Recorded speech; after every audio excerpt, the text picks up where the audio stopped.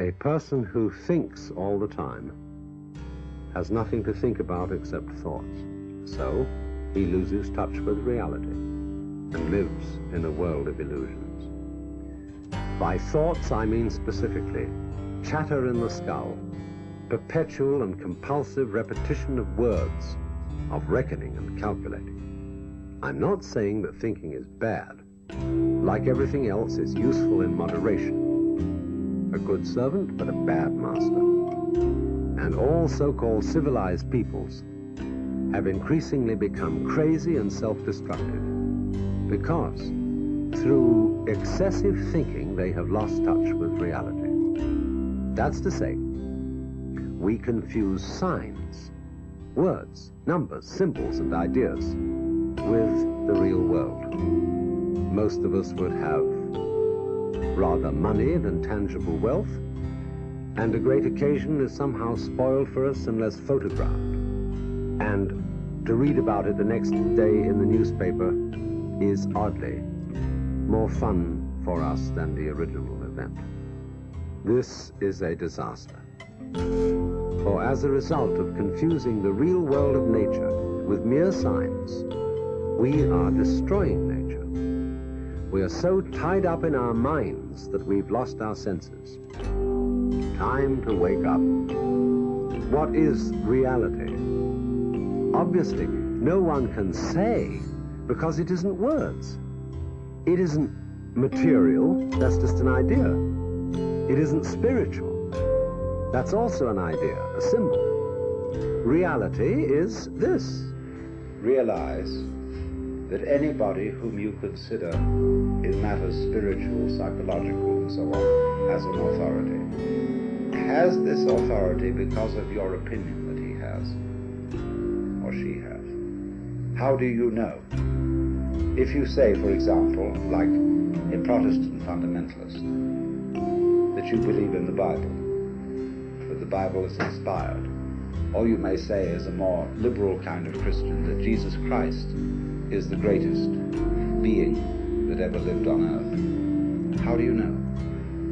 It's your opinion that that is so. Lots of people may have told you so, and you may be very impressed by those people, but you bought it. And so therefore, if you say, well, I would like to become like that, that's an expression of the way you are.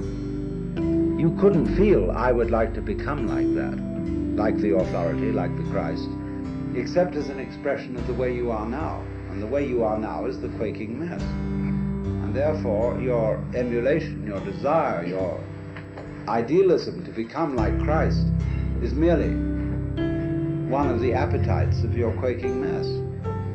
It's an expression of you as you are. And don't fool yourselves. I'm not trying to put you down by talking about the quaking mess. The quaking mess may be in fact something very, very natural. The way we are, the state of affairs, and we shouldn't be ashamed of it. I'm not ashamed of it. I told you of it frankly. But it is important not to fool oneself about this. But there doesn't there, seem to remain a problem about existence, about being alive. Now let's go into what is that problem at the sort of nitty-gritty level. Very basic in our thinking is that we, as it say, one must live. We need to survive, to go on.